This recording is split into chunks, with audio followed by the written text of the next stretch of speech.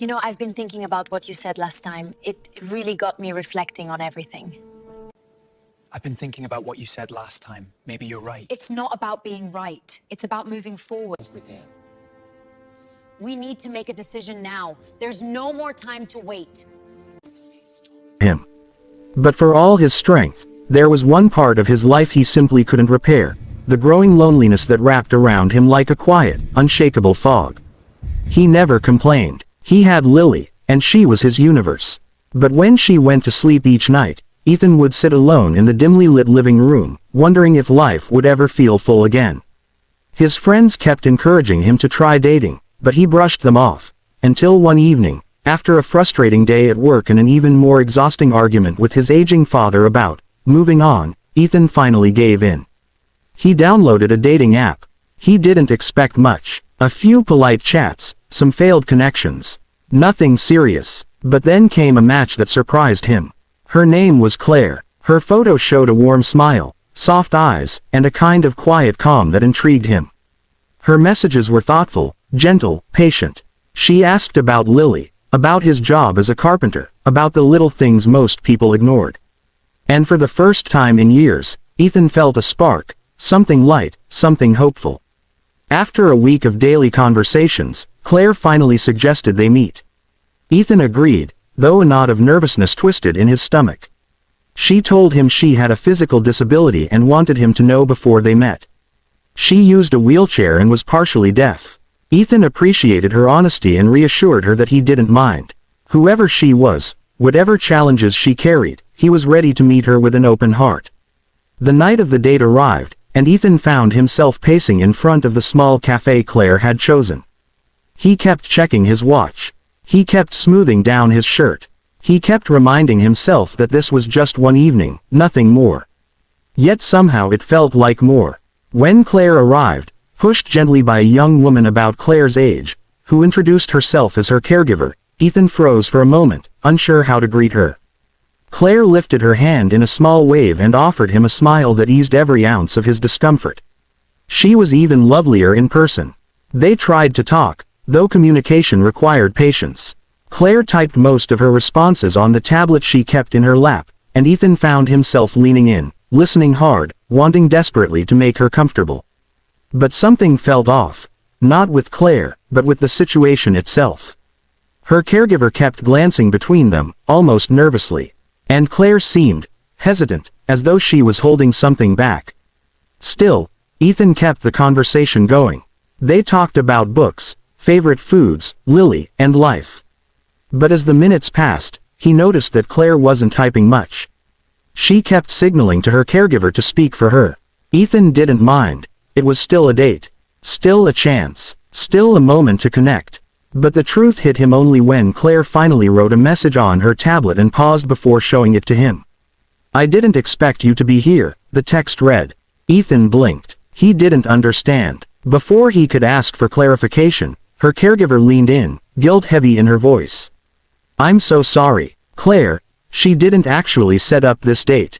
Her sister did." The young woman winced. Her sister thought Claire needed to get out more, meet people, experience life again. She didn't tell Claire until today, and Claire begged her not to cancel. She wanted to come because she didn't want to seem rude, but she's nervous. She feels embarrassed. A hollow feeling opened inside Ethan. He had been tricked, unintentionally, but still tricked. And Claire, sitting before him with trembling hands, looked like she wanted to disappear. Ethan exhaled slowly, steadying himself. He wasn't angry, not with her. But the sting of being part of someone else's scheme, even a well-intentioned one, unsettled him. He leaned forward, his voice soft. "Claire," he said, catching her eyes. "You don't owe me anything. If you don't want to be here, we can stop. You don't have to pretend. It's okay." Her caregiver translated the message gently. Claire looked down, her eyes watering. Her hands trembled as she typed again, her jaw tight with frustration. "I didn't want you to think I was a burden." The words hit him harder than he expected. Ethan felt every inch of his chest tighten. How many times had he felt like a burden himself? On his parents, on his daughter, on the friends who tried to help him when grief swallowed him. How many times had he hidden his pain because he didn't want to inconvenience anyone? He understood her more deeply than she could ever know. He shook his head, his voice steady and sincere. "You're not a burden. Not to me." But Claire didn't look convinced. Ethan sensed the weight she carried. Years of feeling limited, dependent, different. Years of seeing pity instead of possibility. Years of being spoken for rather than listened to. Her eyes avoided his, her fingers tapping anxiously against her wheelchair armrest. The date felt like it was slipping away, dissolving into awkwardness and misunderstanding. Ethan considered politely ending things, letting Claire go home with dignity. But something inside him, a still, soft voice, told him not to. Not yet. Instead, he smiled. "Let's take a walk," he said. "Or I'll walk. You roll." Her caregiver laughed softly, relieved by the shift in energy. Claire's eyebrows lifted in surprise. Then she nodded. The three of them went outside. It was a cool evening, the sky streaked with fading pink and lavender. Claire's caregiver followed a few steps behind, giving them space. Ethan walked beside Claire, matching her pace, sometimes speaking, sometimes simply enjoying the quiet. He learned that Claire used to be a pianist before her accident. He learned she loved poetry, flowers, and old jazz music. He learned she had once dreamed of traveling the world but was now afraid to leave her town. The more she typed and the more she smiled timidly at him, the more Ethan felt the evening transform, not into a date, but into something sacred, something vulnerable, something deeply human. At one point, a small breeze lifted Claire's hair, and she closed her eyes, letting the air brush against her cheeks. She looked peaceful, and Ethan realized he was grateful to be there. Grateful to witness her, grateful to know her, but then came the twist he never saw coming. Her caregiver's phone rang. She stepped aside to answer it. Claire seemed fine at first, but then Ethan noticed her breathing grow shallow, her shoulders trembling slightly. Her hands fluttered like she was trying to communicate but couldn't get control of her fingers. "Are you okay?" Ethan asked gently. Claire looked up at him, her eyes glassy with panic. She typed with trembling hands. "I'm having a sensory overload. It happens sometimes. Please don't panic." But Ethan felt panic rise anyway. He crouched beside her, trying to stay calm. "Tell me how to help." She typed slower this time, her breath unsteady. "Talk softly. Stay with me. I just need time." So he stayed. He knelt beside her wheelchair for several long minutes, talking in a gentle voice about Lily, about silly things, about the best pancakes in town. Claire's breathing steadied, her shaking stopped, and when her caregiver returned, worried but grateful, Claire typed something new on her tablet, then turned the screen toward Ethan. "Thank you for not leaving." Those 5 words made something shift inside him. He smiled, brushing tears from his eyes before they could fall. "You don't have to thank me," he said. "Everyone deserves someone to stay."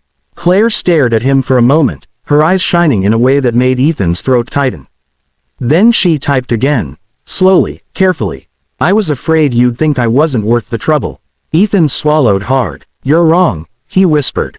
"You're worth everything." It was then, right then, that the caregiver cleared her throat. "Claire has something she wants to give you," she said softly. "Something she wrote." Claire nodded, reaching into the small bag attached to her wheelchair. She pulled out a folded piece of paper and handed it to him with unsteady fingers.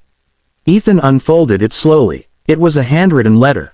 At the top, in uneven handwriting, were the words, "My final message." His stomach dropped. "Final," he whispered. Claire typed quickly, shaking her head. "Not final like that. Final because I wasn't sure I'd ever have the courage to give it to someone. It's the last thing I wrote in therapy." Ethan exhaled shakily and turned back to the letter. It read, "I thought the world had stopped making space for people like me. I thought my life was something others had to adjust to, tolerate, or manage. I thought no one would ever look at me without seeing what I had lost. If someone ever sits with me, talks with me, and chooses to stay, even for a moment, I need them to know this. Their presence restores something inside me. Their kindness reminds me that I still belong. Their patience teaches me that I can still be worth someone's time. If you are reading this, you stayed. Thank you. You changed my world." Ethan didn't realize he was crying until he saw a teardrop fall onto the paper, smudging the ink. He looked at Claire. She wasn't smiling. She wasn't nervous. She simply watched him with a quiet understanding, like she knew exactly what he felt. And in that moment, something inside him healed. It wasn't romantic love, not yet. It wasn't fate or destiny or some kind of miracle. It was something simpler, something more profound. Two people who had been hurting, seen by the world as broken or burdened, finally seeing each other fully. He reached for her hand. She let him hold it. "Claire," he said, his voice cracking, "thank you for letting me be here with you." She typed 2 words. "Thank you." The caregiver gave them privacy as they sat together under the soft evening sky. Cars passed in the distance. Leaves rustled overhead. The world kept moving. Messy, loud, unpredictable. But for a moment, everything felt still. When it was time to say goodbye, Claire raised her hand in that same small wave she had given him at the café. But this time it felt different, hopeful rather than hesitant. "Can I see you again?" Ethan asked gently. Her answering smile was all the yes he needed. As she was pushed toward the van, she turned her tablet back to him one last time, showing him a final message she had typed in advance, something she must have written when she thought the date was going to fall apart. "Even if today wasn't perfect, thank you for giving me a reason to believe people still care. You reminded me that kindness isn't a miracle. It's a choice. And you chose it tonight." Ethan stood there long after the van drove away, holding her letter to his chest, feeling the weight of her words settle deep into him. When he returned home, Lily ran into his arms. Ethan hugged her tightly, overwhelmed by the simple, precious gift of connection, something he had taken for granted until that evening. "Daddy," Lily asked sleepily as he tucked her into bed. "Are you happy?" Ethan paused, thinking of Claire's trembling hands, her fragile smile, her courage. Thinking of how she had reminded him that even the smallest acts of compassion could change the direction of someone's life. He kissed Lily's forehead. "Yeah," he whispered, "I think I'm getting there." The next morning, he sent Claire a message. "Thank you for the most unexpected, imperfect, beautiful night. I'd really like to see you again, if you're willing." Her reply came minutes later. "I am." From that day forward, Ethan didn't feel alone anymore. Not because he had found a new relationship, but because he had rediscovered something deeper, something he had lost in the fog of grief and routine. The belief that human connection, even in its most delicate form, had the power to heal.